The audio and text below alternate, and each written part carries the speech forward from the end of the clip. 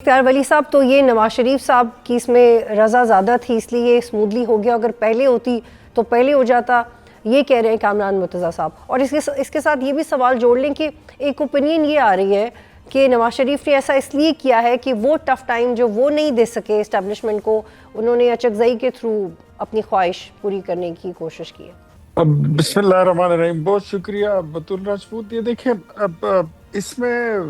یہ مفروضوں پر مبنی بیان ہے، اب اس پہ زیادہ میں کچھ کہہ تو نہیں سکتا، لیکن ہاں اتنا ضرور کہوں گا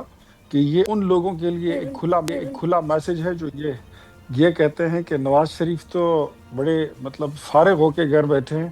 تو جو سنجیدہ لوگ ہیں ان کو پتہ ہے کہ نواز شریف کی اہمیت کیا ہے، اور وہ پاکستان کی سیاست میں آج بھی ایک کنگ میکر کی حیثیت رکھتے ہیں، اور یہ ان کی مہربانی ہے جو انہوں نے اس طرح تبصرہ کیا۔ بہرحال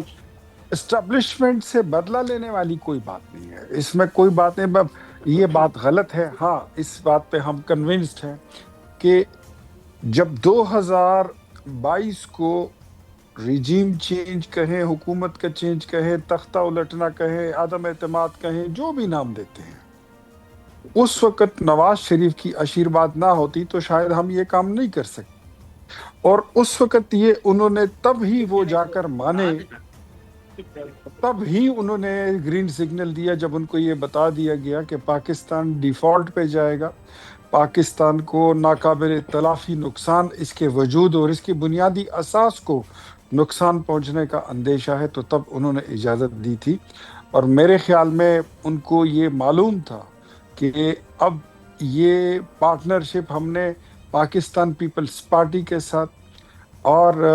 جتنے سٹیک ہولڈرز ہیں ان سب کے ساتھ ایک ایسی پارٹنرشپ بنانی ہے کہ یہ ملک جو ہے اس کو گرداب سے اور مشکل حالات سے نکالنا مقصود ہے۔ سبسکرائب کریں اور بیل دبائیں تاکہ کوئی خبر رہ نہ جائے۔